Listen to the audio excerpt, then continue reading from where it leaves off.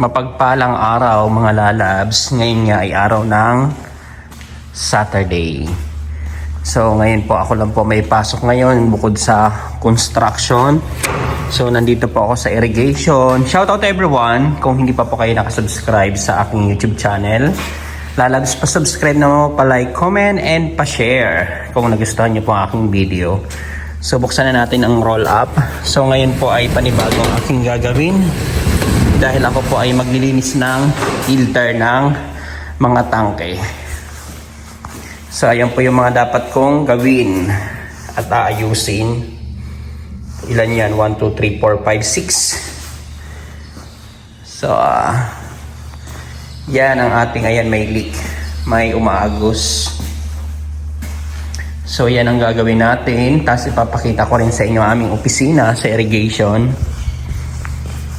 Buksan natin ang ilaw.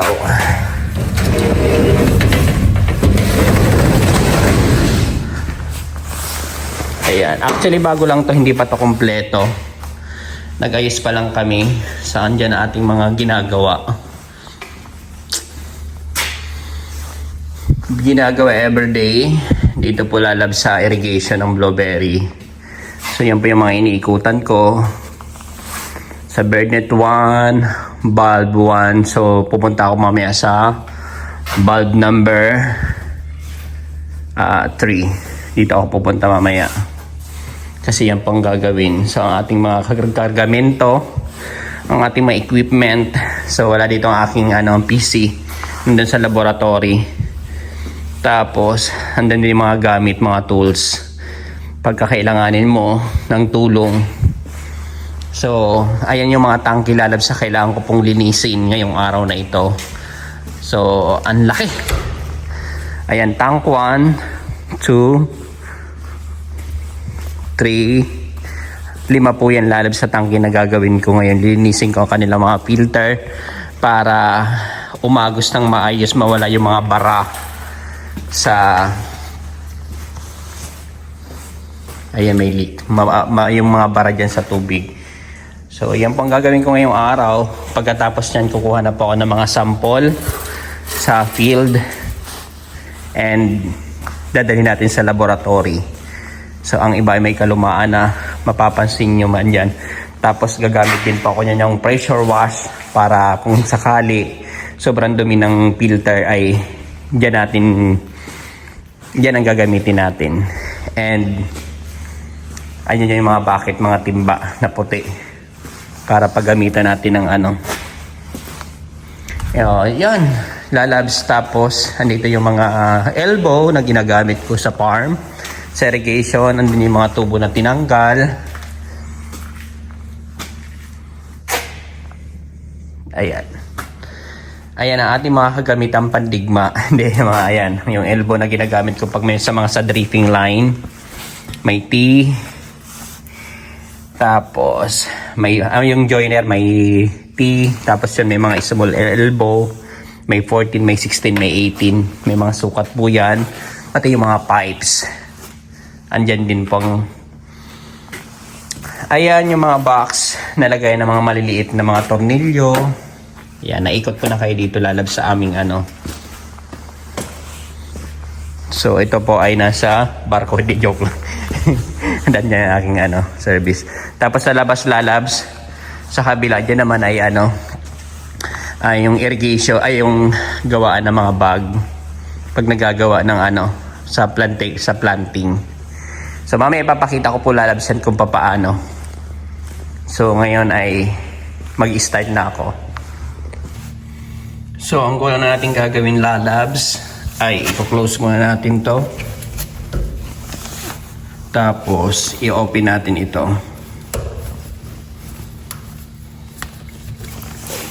Open, naka-open na siya. Tapos buksan natin to. Matigas. So wala akong videographer, so ganyan lalabs ang gagawin ko. I-open to and i-close ulit yon.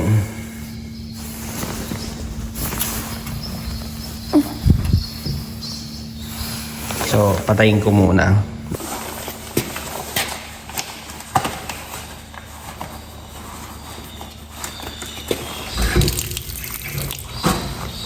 So ito lalabs.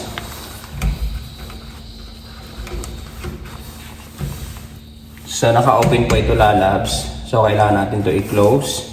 Tapos openin natin to para masimulan. So yan po ang gagawin natin. Titingnan natin yung filter niya kung madumi. So ito yung filter niya sa loob. So malinis naman siya.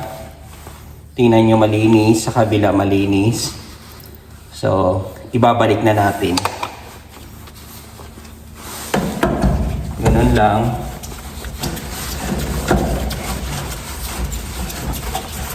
Kailangan mahigpit din kasi baka magkaroon ng problema. So wag natin kalimutan i-open ulit. Ayan, bumuhos na. Sara natin. So ganun din sa kabila. Yan din ang gagawin ko. Lahat puro ganyan. Kabila. Close muna natin. Tapos tingnan natin, pagusin natin siya.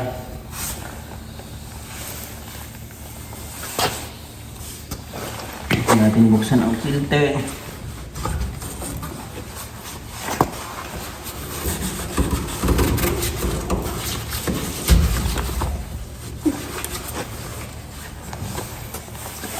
So medyo mahirap kasi nasa likod. So iyan na nga lalabs, natapos na natin yung 5. Nalinis ko na rin po yung filter yung sa loob. So check natin kung umaagos talaga siya.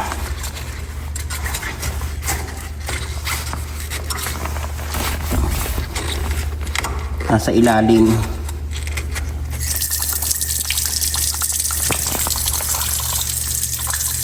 Ayan, umaagos, malinaw, malinis. Close na natin and nakabalik na sila sa dati lahat. So check natin para sigurado naging gloves kung wala na tayo nakaligtaan. So dito ay 5 lang naman talaga siya. And kung mai-open na natin ulit kasi pag nakalimutan natin yan i-open, nako, patay ang mga paktay kalihadong, patay ang mga puno pag nakalimutan natin siya. So nandyan yung monitor, lahat nandyan. So, okay.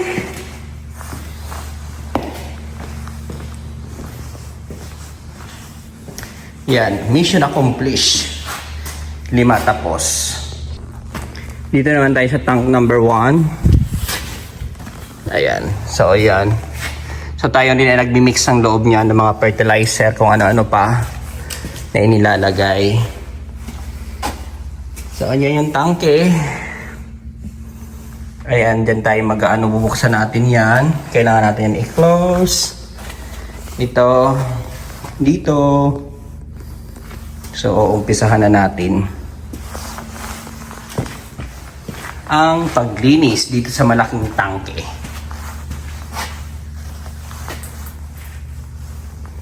Ayan, go tayo. Wala tayong mapagpwestohan ng camera. Kaya, ayan lalab ang pupunta, libayan. Ayan lalabs, kung mapapansin nyo kung bakit nililinis kasi katulad yan puro putik yung laman. Ayan na po yung tinanggal ko. Grabe puro putik ang laman galing dyan.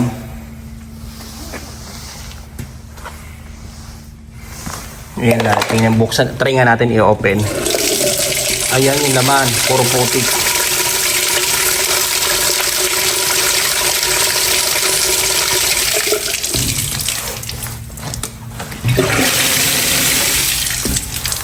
So, puro putik siya. Kailangan natin itong linisin filter. Dadalhin natin doon sa pressure.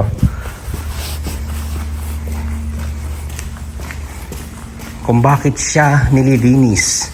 Biruin mo, ganun ang aagos sa mga prutas. Yan. Lagyan natin itlog-loob.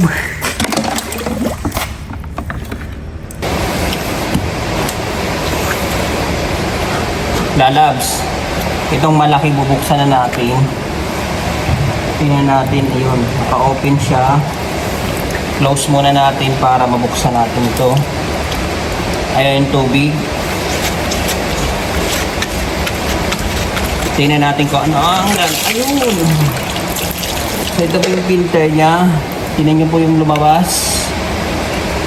So ayan, dahil puti-puti. Sa butas talaga may lumalabas sa puti-puti. Joke lang. Sorry po. Joke lang yan. Ayun, marami talaga. Literal talaga na mga puti-puti na lumalabas. Ayan. Ayan o. Tingnan natin. Buhayin natin. Ayan yung tubig.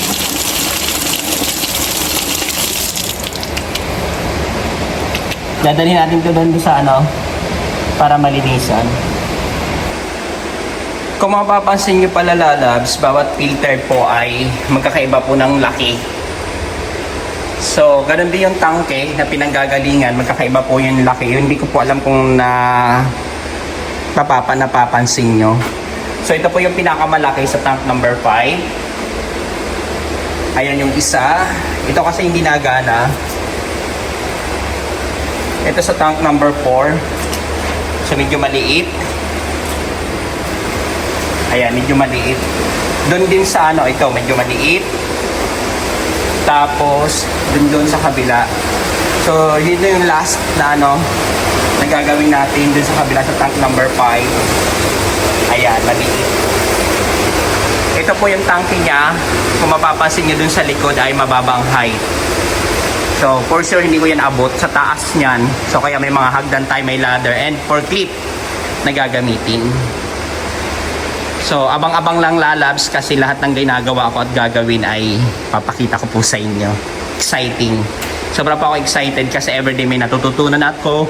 At hindi boring kasi hindi pare-pareho ang ginagawa everyday. So, yun lang naman ang gusto ko. Hindi lahat pagpipik, pagpa-plant, pagkukuha ng sample sa drip and drain. So, may baba. Actually, marami talaga akong gagawin. Hindi ko matapos-tapos. So, umpisahan ko na itong last dito sa ano na to, sa shed na ito. Ayan, lalab sa tanggal ko na. Ang laki nga ng ano, at ang dumi. Ayan, natanggal ko na yung filter niya dito sa tank number 5. Ang dumi talaga, grabe. So, magkakaiba po siya ng sukat. So, yun po yung lilinisin natin. Lalabs, natapos ko na lahat dito sa pump shed na ito. Check natin kung mapapansin nyo ibang tubig din ang kulay. Ibig sabihin yun yung mga laman na nanggaling dyan sa filter. So itong worst, parang sa lahar sa Pampanga dati. Joke lang. So medyo may malinaw, may maliit, may malaki na filter. So ayan po, medyo madungis. Maraming lumabas dyan. Talagang makakapal para mga pages ng notebook and paper, some kind of paper. So yun, check natin kung lahat ay naka-open kasi pag naka-close po yan at naiwan ko naka-close, sigurado patay ang mga pananim kasi hindi dadaloy, hindi aagos dito sa mga pipes.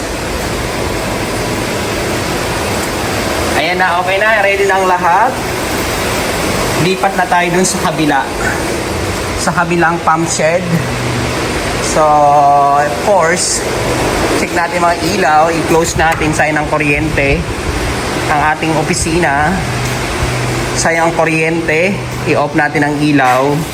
And lilipat tayo dun sa kabila. And baba na natin yung roll up kasi wala pa naman ako. Mamaya pa naman ako pupunta dito. Wala namang kawatan dito, lalabs. Ayan, punta tayo sa kabila. Sasakay na ako dito sa aking mahiwagang kasama ko sa buhay.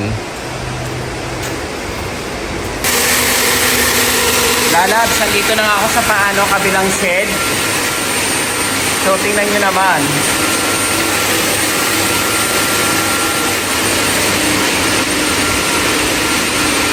Ayan na ating mga i-check.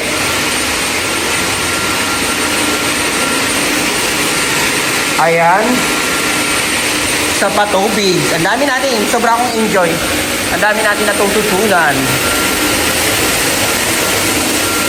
So, andito na. Start na tayo. Para yung filter na yan ay malinis. Hindi ko alam kung narinig nyo ako.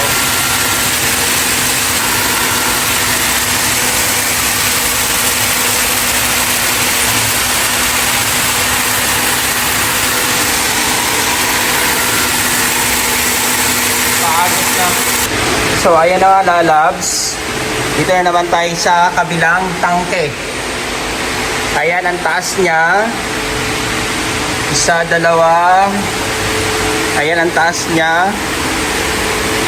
Tatlo.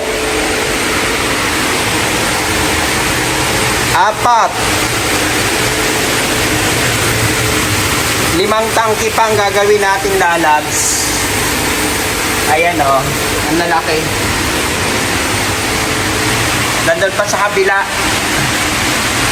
Ayan, ang dami. Ang dami natin gagawin. Panalo tayo sa gagawin. Ayan lahat. Ayan, maraming pong salamat sa patuloy na pagtutok at panunood. Huwag po kayo magsawa, lalabs. At huwag nyo pong skip yung ads sa aking mga video. Thank you so much and shout out sa family ko sa Antipolo, sa Bicol. Dios mabalos.